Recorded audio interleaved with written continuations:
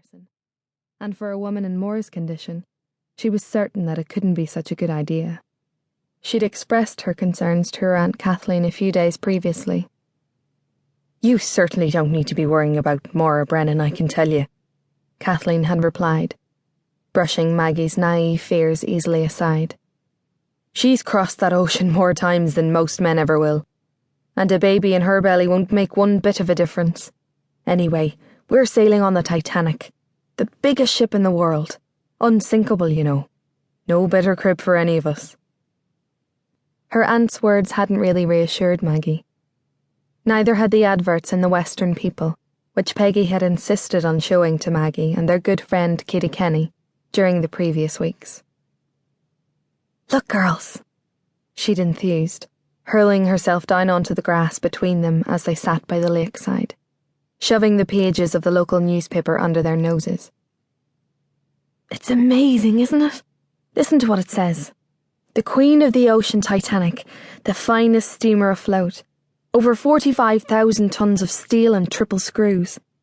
Can you believe we're going to be sailing on that?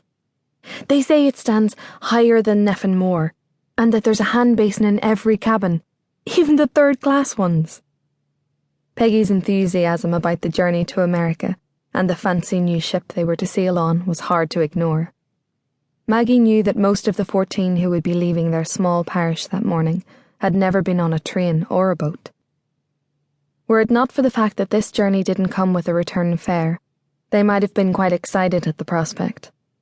As it was, most of them, herself included, knew that this would probably be the last time they would see the sun rise over their homes in Ballysheen.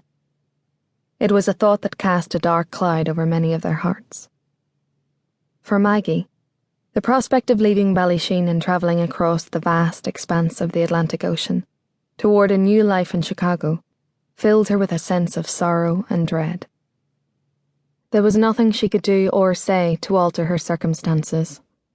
After the death of her mother, her only surviving parent that winter, her Aunt Kathleen had returned to Ireland as Maggie's guardian, and arrangements were quickly made for Maggie to travel to America that spring with her aunt. Her fate was sealed, despite the ache in her heart and the doubts and worries that raced through her mind. Not wanting to dampen Peggy's excitement, and well aware that her pragmatic Aunt Kathleen had no time for the silly notions and unfounded worries of young girls, Maggie hadn't mentioned her doubts or anxieties about the trip to any of her fellow travellers. Not even last night, when Joe Kenny had read the leaves in his sister Kitty's teacup and told her she would drown. "For the love of God, Joseph Kenny, don't be telling me stuff like that, you great idiot," Kitty had hissed at her brother, hoping that Maggie hadn't overheard. "Especially not in front of Maggie. She's nervous enough as it is." But from her perch on the butter churn in a dark corner of the Kenny's cottage, Maggie had heard, and wished she hadn't.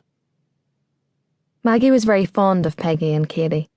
They were like the sisters she never had, and she took some comfort from the fact that, along with 11 others from the parish, they would be making the journey to America together. Peggy to join her cousin in St. Louis, Missouri, and Katie to join her sister Frances in New York. Peggy Madden, renowned for her sharp sense of humour and flighty notions, was the perfect balance to Maggie's reflective, considered nature.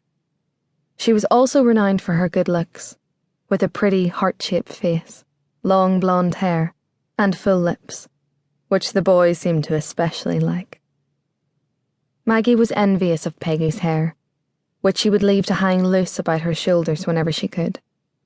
Maggie would often frown in the mirror at her own unruly auburn curls, which barely reached her shoulders, brushing and teasing them to try to make them lie sleek and flat like Peggy's hair.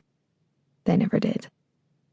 Kitty Kenny was a blue-eyed, rosy-cheeked girl who was well known in the parish from her job at O'Donoghue's shop, and well liked for her caring and kind-hearted temperament. Maggie knew how much Kitty missed her sister Frances, who had been in America for the last 3 years, and knew how much she was looking forward to seeing her. Although she couldn't share in their optimism, Maggie enjoyed listening to her two friends' romantic notions of America, where they imagined lives of wealth and independence waiting for them.